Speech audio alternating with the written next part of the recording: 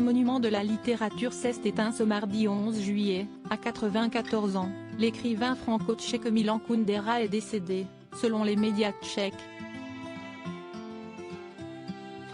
Arrivé en France dans les années 70, il avait écrit plusieurs chefs-d'œuvre cultes du XXe siècle, dont l'insoutenable légèreté de l'être. Plusieurs personnalités ont tenu à lui rendre hommage. Il fut le témoin privilégié de l'Europe du XXe siècle, né en 1929 à Brno, en Tchécoslovaquie. L'écrivain Milan Kundera nous a quittés ce mardi 11 juillet à 94 ans après une vie faite de littérature, de politique et d'exil. Confirmé par l'AFP et sa porte-parole, l'information a suscité de très nombreuses réactions, dont celle de son ami Bernard-Henri Lévy, qu'il avait vivement défendu en 2008 lorsqu'il avait été accusé d'avoir trahi un soldat pendant sa jeunesse, et qui a posté une photo de lui sur son compte Twitter. Adieu, amis, a-t-il écrit. Carla Bruni, la ministre Rima Abdul Malak, Augustin Trapenard ou encore Anne Hidalgo, beaucoup lui ont également rendu hommage sur les réseaux sociaux. Incontestablement le plus européen des écrivains, il incarnait les contrastes subtils de notre monde.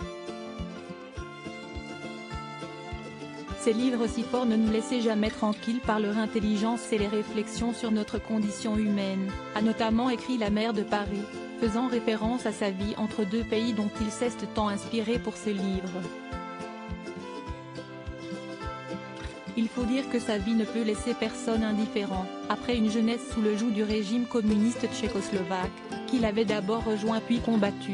Il s'était exilé en France en 1975 et avait été naturalisé français en 1981, 2 ans après avoir été déchu de sa nationalité tchèque.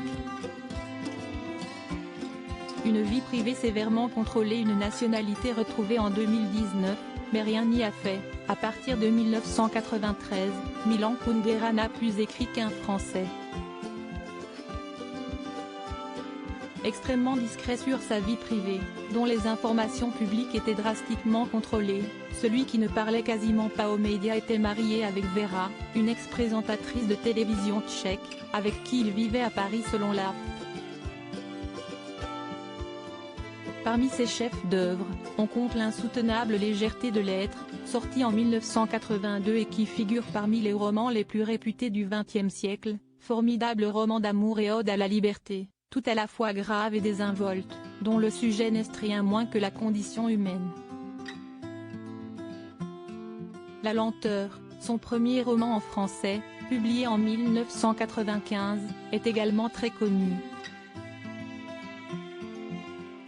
Il devrait désormais recevoir un hommage appuyé de la France comme de la République tchèque, où il avait été secoué par un scandale en 2008.